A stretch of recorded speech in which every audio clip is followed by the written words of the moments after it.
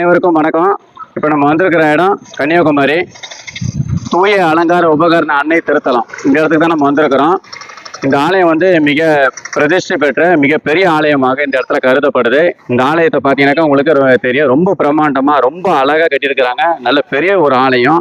கன்னியாகுமரியில் இந்த ஆலயம் வந்து ஒரு பிரமிப்பாக உள்ள ஒரு பெரிய ஆலயம். இந்த ஆலயத்துக்குள்ள நான் போயிட்டு இந்த ஆலயம் எப்படி இருக்குது, எப்படி வடிவமைப்பு பண்ணியிருக்கிறாங்க, எப்படி அலங்காரம் பண்ணியிருக்கிறாங்க அப்படின்றதெல்லாம் நான் வீடியோ எடுத்து நான் இந்த என்னோட யூடியூப் சேனலில் போகிறேன், நீங்கள் பாருங்கள். புனித அலங்கார அன்னையோட கலையரங்கம் அந்த கட்டி வச்சுருக்காங்க பாருங்கள். அது வந்து தேவைப்படும் போது திறப்பாங்க போல இருக்குது அதனுடைய இது. இந்த பக்கம் பார்த்தீங்கன்னாக்கா அன்னை மரியாளுடைய கெபி அந்த பக்கம் அழகாக செம அழகாக பிரமிப்பாக கட்டி வச்சுருக்காங்க பாருங்கள். கெபி வந்து ஒரு கெபி தான் சூப்பராக இருக்குது பாருங்கள் பார்க்குறதுக்கு. இந்த இடங்கள் வந்து ரொம்ப பெரிய இதுவாக இருக்குது. ரெண்டாவது இந்த கொடிமரம் அந்த பின்னாடி இருக்குது பாருங்கள்.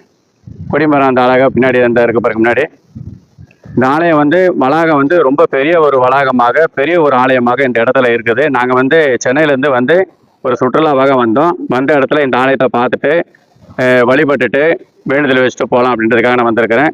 அதே மாதிரி நீங்களும் வந்தீங்கன்னா பாருங்கள். இந்த ஆலயம் வந்து ரொம்ப ஒரு அழகான ஒரு ஆலயமாக இருக்குது. நான் இந்த வீடியோ உங்களுக்கு பிடிச்சிருந்தாக்கா பார்த்துட்டு லைக் பண்ணுங்கள், ஷேர் பண்ணுங்கள், கமெண்ட்ஸ் பண்ணுங்கள். அனைவருக்கும் நன்றி, வணக்கம்.